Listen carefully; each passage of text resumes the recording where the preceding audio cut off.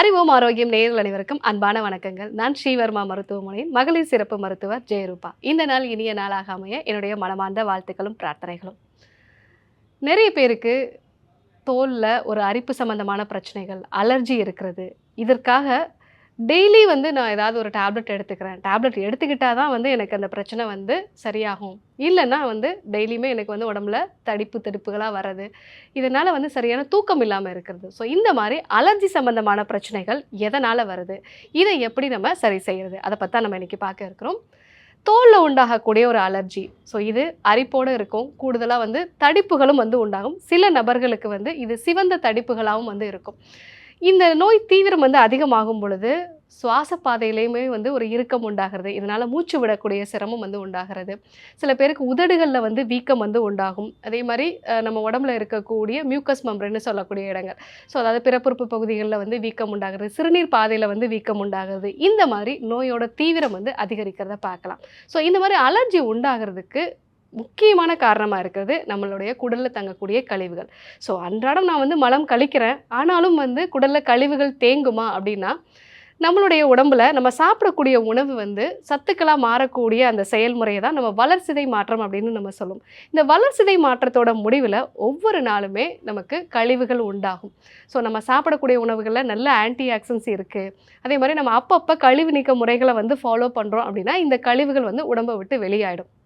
ஆனால் அந்த மாதிரி முறைகளெல்லாம் நம்ம சரியாக பண்ணலை அப்படின்னா, ஸோ இந்த கழிவுகள் ரத்தத்தில் தேங்கும் பொழுது அது நம்ம உடம்புல பித்தத்தை அதிகரிக்கக்கூடிய ஒரு செயல்முறையை உண்டாக்கும். ஸோ அந்த மாதிரி அதிகரிக்கும் பொழுது நம்மளுடைய ரத்தத்தில் ஹிஸ்டமின் மாதிரியான, அதாவது நம்ம உடம்புல இரத்த குழாய்களை விரிவடைய செய்து தடிப்புகளை உண்டாக்கக்கூடிய அந்த ஒரு வேதிப்பொருள், இந்த வேதிப்பொருளை அதிகப்படுத்துச்சு அப்படின்னா தான் நமக்கு தோலில் தடிப்புகள் உண்டாகிறது. அதே மாதிரி அரிப்புகள் உண்டாகுது.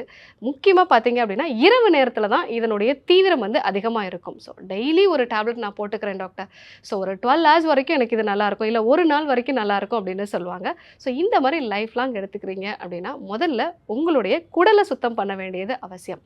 ஏன்னா இந்த குடலில் உண்டாகக்கூடிய கழிவுகள் அது சரியாக செரிமானம் ஆகாமல் நம்மளுடைய ரத்தத்தில் கலக்கும் பொழுது தான் அந்த ரத்தத்தில் ஆட்டோ இம்யூனிட்டி அப்படிங்கிற ஒரு விஷயத்தை அது ட்ரிகர் பண்ணுது. ஸோ நம்ம உடம்புக்குள்ளே ஒரு அசௌகரியமான ஒரு நிலை இருக்குது. ஸோ இதனுடைய ஒரு தொடர்ச்சியாக தான் நம்மளுடைய ரத்தத்தில் ஹிஸ்டமின் மாதிரியான வேதிப்பொருட்கள், ப்ராஸ்டோக்லானின் மாதிரியான வேதிப்பொருட்களோட அளவு அதிகமாகி நம்மளுடைய தோலுக்கு கீழே இருக்கக்கூடிய இரத்த குழாய்கள் விரிவடைய ஆரம்பிக்குது. ஸோ இந்த மாதிரி விரிவடையும் பொழுது தான் நமக்கு தடிப்புகள் உண்டாகுது. ஸோ நம்ம இதற்கு முதல் விஷயமா நம்ம குடலை சுத்தம் பண்ணக்கூடிய சிகிச்சை முறைகளை ஃபாலோ பண்ணணும். ஸோ அதற்கு ஒரு நாள் நம்ம பண்ணக்கூடிய கழிவு நீக்க முறையும் இருக்குது. இல்லை சில நபர்களுக்கு டெய்லியுமே ஒரு மிருதுவான விரேச்சனம் நம்ம கொடுக்கலாம். ஸோ அந்த மாதிரி கொடுக்கும் பொழுதும் அவங்களுக்கு உடல்லேருந்து இந்த கழிவுகள் வெளியாகும். ஒரு சிலருக்கு கல்லீரல் சம்பந்தமான பிரச்சனைகள் ஏதாவது இருக்குது, கல்லீரலோட செயல்திறன் கம்மியாக இருக்குது அப்படின்னா அவங்களுக்கும் இந்த அலர்ஜி சம்பந்தமான பிரச்சனைகள் இருக்கும். கல்லீரலோட செயல்திறன் கம்மியாக இருக்கிறது எப்படி நம்ம தெரிஞ்சுக்கிறது? ஸோ என்னுடைய லிவர் ஃபங்க்ஷன் ரிப்போர்ட் நார்மலாக தான் டாக்டர் இருக்குது, ஆனாலும் எனக்கு உடம்புல அரிப்புகள் இருக்குது. ஸோ இந்த மாதிரி ஒரு பிரச்சனையோடு இருக்கீங்க. கூடுதலாக பார்த்தீங்கன்னா காலை நேரத்தில் எப்போவுமே நான் ரொம்ப சோர்வாக ஃபீல் பண்ணுறேன். ஒரு ஈவினிங் ஆக தான் நான் ரொம்ப ஆக்டிவாக மாறுறேன். ஸோ நைட்டில் தான் நான் ரொம்பவே ஆக்டிவாக இருக்கிறேன். நைட்டில் எனக்கு சரியான தூக்கம் இருக்காது. நான் என்னோடய வேலைகளை எல்லாமே நைட்டில் தான் நான் பண்ணுவேன் அப்படின்னு சொன்னீங்கன்னா உங்களுடைய கல்லீரலோட செயல்திறன் கம்மியாக இருக்கிறதுக்கான வாய்ப்பு இருக்குது. இந்த மாதிரி இருக்கக்கூடிய நபர்களுக்கு உடம்புல கழிவுகள் தேங்க ஆரம்பிக்கும், உடம்புல பித்தம் அதிகரிக்க ஆரம்பிக்கும். இதனுடைய ஒரு தொடர்ச்சியாக உங்களுக்கு குளிச்சுட்டு வந்தோடனே எனக்கு தோலில் ஒரு அரிப்பு மாதிரி இருக்குது. உடனடியாக கண்டு எனக்கு தடிச்சிடுது. சில வகையான உணவுப் பொருட்கள் சாப்பிடும் பொழுது மட்டும், முக்கியமாக பார்த்தீங்க அப்படின்னா கடல் சார்ந்த உணவுகளை எடுத்துக்கும் போது ஒரு சிலருக்கு இந்த தடிப்புகள் அதிகமாக வரதை பார்க்கலாம். இல்லை ஒரு சிலர் ரொம்ப ஸ்ட்ரெஸ் ஆகுறாங்க, அவங்களுக்கு பிடிக்காத சில வாசனைகள் வருது. இதெல்லாமே கூட அவங்க உடம்புல இந்த ஹிஸ்டமினோட செக்ரீஷனை அதிகப்படுத்தும். ஸோ இதை எல்லாமே உடம்புல இந்த அலர்ஜி தடிப்புகள் வர்றதுக்கு முக்கியமான காரணமாக இருக்குது. இந்த சிகிச்சை முறைகள் அப்படின்னு பார்க்கும்போது நம்ம உடம்புல இருக்கக்கூடிய பித்தத்தை குறைக்கக்கூடிய செயல்முறைகளை ஃபாலோ பண்ணும். முக்கியமாக பார்த்தீங்க அப்படின்னா நைட்டில் ரொம்ப நேரம் விழிச்சிருக்கிறது, இது கல்லீரலோட செயல்திறனையும் கம்மி பண்ணும், உடம்புல பித்தத்தையும் அதிகப்படுத்தும். அதனால் நைட்டில் சீக்கிரமாக தூங்குறது நல்லது.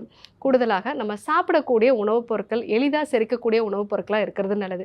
இரவில் ரொம்ப லேட்டாக சாப்பிட்றது. ஸோ உடனடியாக நம்ம தூங்கும் பொழுது நம்ம சாப்பிட்ட உணவுகள் முறையாக செரிமானம் ஆகாமல் ரொம்ப நேரம் குடலில் தேங்கக்கூடிய ஒரு சூழ்நிலை இருக்கும். ஸோ அதனால் சரியாக செரிக்காத உணவுப் பொருட்கள் நம்மளுடைய ரத்தத்தில் வந்து கலக்கிறதுக்கான வாய்ப்புகள் இருக்குது. அதனால் இரவு உணவை ஒரு 7 மணிக்குள்ளே நம்ம முடிச்சுக்கிட்டோம் அப்படின்னா நமக்கு அந்த செரிமானத்துக்கான ஒரு டைம் வந்து கரெக்டாக வந்து கிடைக்கும். ஸோ இந்த ஒரு விஷயத்தையும் நம்ம வந்து ஃபாலோ பண்ணுறது நல்லது. ஸோ ஒருவேளை நமக்கு ரொம்ப எமோஷ்னலான ஒரு ஸ்ட்ரெஸ் இருக்குது அப்படின்னா அதற்கேற்ற மாதிரி அந்த ஸ்ட்ரெஸ்ஸை எப்படி மேனேஜ் பண்ணுறது, அதற்கான மூச்சு பயிற்சிகள், தியான பயிற்சிகள், தேவைப்பட்ட மருத்துவர்கிட்ட ஒரு ஆலோசனை வந்து எடுத்துக்கிறது. இந்த விஷயங்களை நம்ம வந்து ஃபாலோ பண்ணும் பொழுது ரெகுலராக வந்து நான் டேப்லெட் எடுக்கணும் அப்படிங்கிற ஒரு அவசியம் இல்லாமல் நமக்கு போகும். ஸோ அந்த மாதிரியான ஒரு சிகிச்சை நிலையை தொடர்ந்து எனக்கு சடனாக உடம்பு ஃபுல்லாக வந்து ஒரு தடிப்புகள் உண்டாயிருச்சு அப்படின்னா அந்த நிலையில் நீங்கள் நல்லெண்ணெய், அது கூட வந்து சுண்ணாம்பு சேர்ந்த தண்ணி, அதாவது நம்ம நார்மலாக வந்து வெத்தலைக்கு போடக்கூடிய ஒரு சுண்ணாம்பு, இந்த சுண்ணாம்பு வந்து கொஞ்சம் நம்ம தண்ணியில் மிக்ஸ் பண்ணிவிட்டு அது கூட வந்து ஒரு 2 டேபிள் ஸ்பூன் அளவுக்கு நல்லெண்ணெய் சேர்த்து நல்லா வந்து மிக்ஸ் பண்ணோம் அப்படின்னா அது வந்து ஒரு தயிர் மாதிரியான ஒரு மோர் தெளிவில் வந்து இருக்கும். அதை நம்ம உடம்பு ஃபுல்லாக நல்லா பூசிட்டு அது கொஞ்சமாக வந்து உலர்ந்த பிறகு கசகசா வந்து ஒரு டேபிள் ஸ்பூன் அளவுக்கு நல்லா தண்ணியில் சேர்த்து அரைச்சிட்டு உடம்பு ஃபுல்லாக வந்து பூசி ஒரு அரை மணி நேரம் கழித்து வெது வெதுப்பான வெந்நீரில் வந்து குளிக்கணும். ஸோ அந்த மாதிரி நம்ம குளிக்கும்போது உடனடியாக நமக்கு அந்த தோலில் உண்டாகக்கூடிய தடிப்புகள் வந்து அப்போதைக்கு வந்து சரியாயிடும். பட் இது வந்து ஒரு டெம்பரவரியான ஒரு வீட்டிலேருந்தே நம்ம பண்ணக்கூடிய ஒரு விஷயம். ஆனால் நிரந்தரமாக இதை சரி செய்யணும் அப்படின்னா குடலை சுத்தம் பண்ணக்கூடிய சிகிச்சை முறைகளை வந்து நம்ம எடுத்துக்கணும். அது கூட நம்ம கல்லீரலோட செயல்திறனை அதிகப்படுத்தக்கூடிய உணவு முறைகளும் மருந்து முறைகளும் வந்து நம்ம ஃபாலோ பண்ணணும். ஒருவேளை எமோஷ்னல் ஸ்ட்ரெஸ்ஸோ இல்லை வந்து ரொம்ப ஸ்ட்ரெஸ்ஃபுல்லான ஒரு மனநிலையில் நீங்கள் இருந்தீங்க அப்படின்னா அதற்கான சுவாச பயிற்சிகள், ஸோ கூடுதலாக வந்து நம்ம ஒரு மருத்துவ ஆலோசனையும் வந்து எடுத்துகிட்டு தியான பயிற்சிகளையும் வந்து ஃபாலோ பண்ணுறது நல்லது. ஸோ இந்த மாதிரி முறைகளை நம்ம வந்து கரெக்டாக ஃபாலோ பண்ணோம் அப்படின்னா ஸோ தோலில் உண்டாகக்கூடிய தடிப்பு, அலர்ஜி இந்த மாதிரியான பிரச்சனைகள்லேருந்து நிரந்தரமாக வந்து விடுபடலாம். ஸோ இன்றைக்கி தோலில் உண்டாகக்கூடிய தடிப்பு, அலர்ஜி இதெல்லாம் எதனால் வந்து உண்டாகுது, இதற்கு நம்மளோட குடலில் இருக்கக்கூடிய கழிவுகள் வந்து எந்த அளவுக்கு காரணமாக இருக்குது, நம்மளுடைய எமோஷனல் ஸ்ட்ரெஸ்ஸும் இதுக்கு எப்படி வந்து ஒரு காரணமாக இருக்குது அப்படிங்கிறத நம்ம தெரிஞ்சுக்கிட்டோம். இதற்காக வீட்டிலேயே நம்ம செய்யக்கூடிய ஒரு சின்ன ஒரு வீட்டு குறிப்பை நம்ம வந்து பார்த்தோம். ஸோ இதற்கு முழுமையான ஒரு ஆலோசனையோட சிகிச்சை முறையும் வந்து எடுக்கும்போது நிரந்தரமாக நம்ம கண்டிப்பாக இதிலேருந்து விடுபடலாம். ஸோ கண்டிப்பாக ஃபாலோ பண்ணி பாருங்கள். இதே போன்று ஒரு நல்ல தகவலோடு உங்களை சந்திக்கிறேன். நன்றி, வணக்கம்.